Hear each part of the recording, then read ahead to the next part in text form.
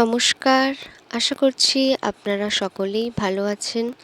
আমি রাজেশ্বরী চলে এসেছি নতুন আরও একটি ভিডিও নিয়ে।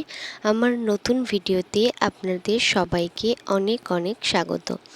গত আগের দিন তো পঞ্চমী চলে গিয়েছে, আপনারা অনেকেই হয়তো পুজো দেখা শুরু করে দিয়েছেন। আপনাদের সবাইকে জানাই শারদীয়ার শুভেচ্ছা। আপনাদের পুজো অনেক অনেক ভালো কাটুক।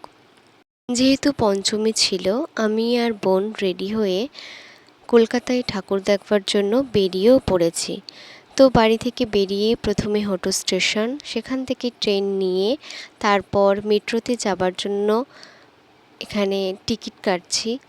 মেট্রো থেকে আমরা একেবারে মেট্রোতে উঠে বেলগাছিয়া স্টেশনে নেমে একেবারে প্রথম প্যান্ডেল টালাপোতরায়ের ঠিক আগেরটা। দুঃখজনকভাবে এই ক্লাবটির নাম, তার সাথে এখানকার যে থিমটি করেছে সেটি আমি খেয়াল করতে পারিনি। যদি আপনারা কেউ এই প্যান্ডেলটা ভিজিট করেন তাহলে অবশ্যই আমাকে কমেন্টের মাধ্যমে জানাতে পারেন এই ক্লাবটির নাম কি, তার সাথে এইখানকার থিম কি করেছে।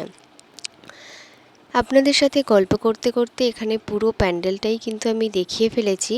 একেবারে লম্বা মতো যেটি ছিল সেটাই কিন্তু ওখানকার মায়ের মূর্তি। আমরা ওই প্যান্ডেলটা দেখার পর এখন চলে এসেছি টালাপোতরায়ের একেবারে গেটের সামনে পৌঁছে গেছি। চলুন তবে আস্তে আস্তে ভিতরের দিকে প্রবেশ করা যাক। টালাপোতরায়ের 2025-এর দুর্গাপুজোর থিম হলো বীজ অঙ্কন বা বীজ আগ্রা।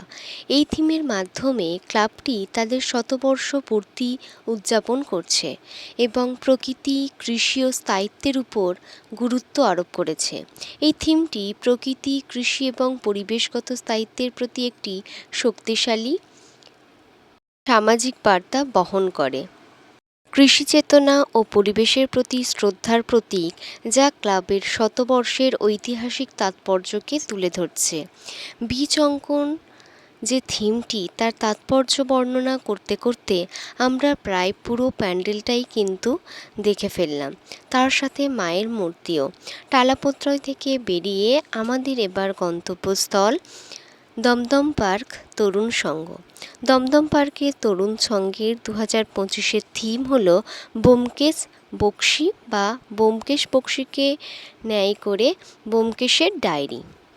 দমদম পার্ক তরুণ সংঘ তাদের 40তম বর্ষে ব্যোমকেশ ডায়েরি একটি বিশাল বই ইনস্টলেশন করছে, যেখানে ব্যোমকেশের সাসপেন্সপূর্ণ রহস্যময় জগৎকে ফুটিয়ে তোলা হয়েছে।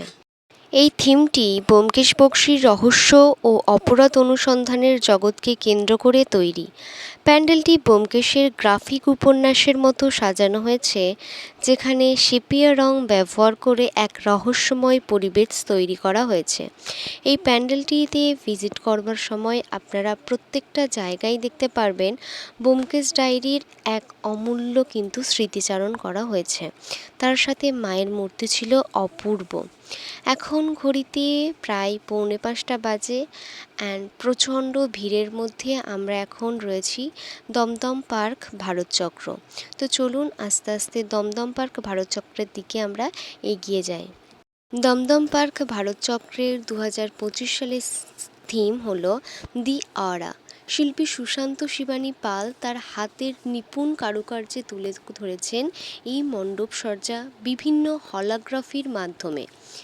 আলোর খেলা, তার সাথে শব্দ এখানে মণ্ডপটাকে তুলে ধরেছে আরও আকর্ষণীয়।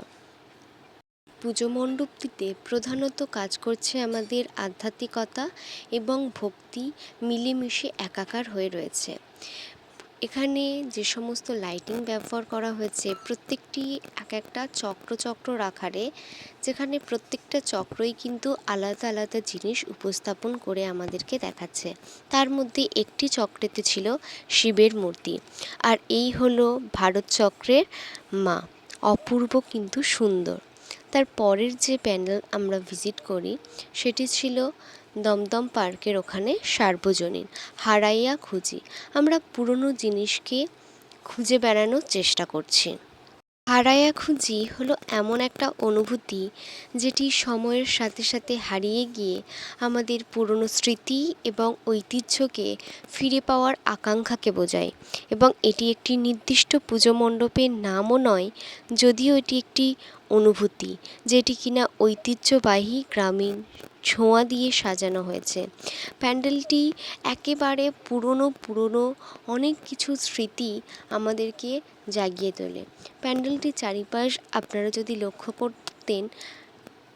লক্ষ্য করে দেখবেন অনেক পুরনো স্মৃতিকে আমাদের জাগিয়ে তোলেন। আর এই হলো সার্বজনীন দুর্গোৎসবের মাতৃ প্রতিমা। তারপর আমরা চলে আসি অন্য আরেকটি পুজো মণ্ডপে, মগজ ধোলাই। এটি হলো আমাদের পঞ্চমীর দিনের শেষ পুজো মণ্ডপ। তো এই পুজো মণ্ডপটি দেখার পর আজকের মতো এতটুকুই। দেখা হবে পরের ভিডিওতে।